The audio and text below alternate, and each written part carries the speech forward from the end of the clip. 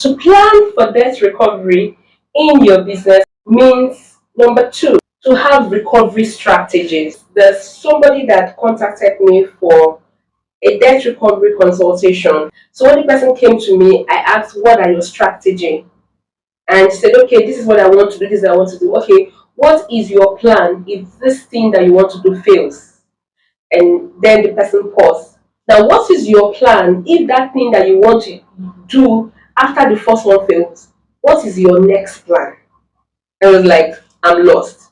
What I'm saying is, to have a very productive, proactive, and successful debt recovery, you must have your plan A, you must have plan B in case your plan A fails, and you must have a backup plan for plan B.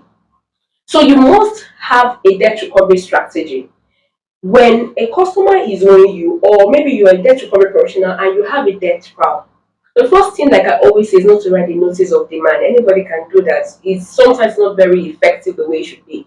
The first thing is for you to understand the circumstances surrounding that debt. You need to know who the debtor is. I used to tell people the very first place you should check is social media.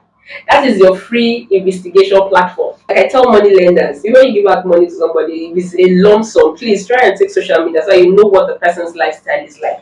You need to understand the circumstances surrounding the debt.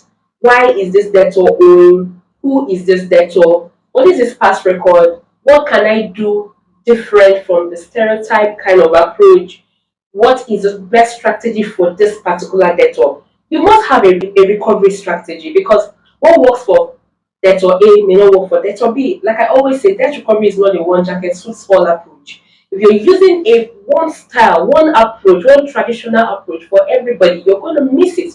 Just the same way I tell money lenders, you don't have a generic loan agreement, because when you have profiled your borrowers based on their risk level, then you can now have an agreement that covers each of their borrowing profile. It's the same thing. Imagine that you give out a payday loan, and you also give out petty loan to market women.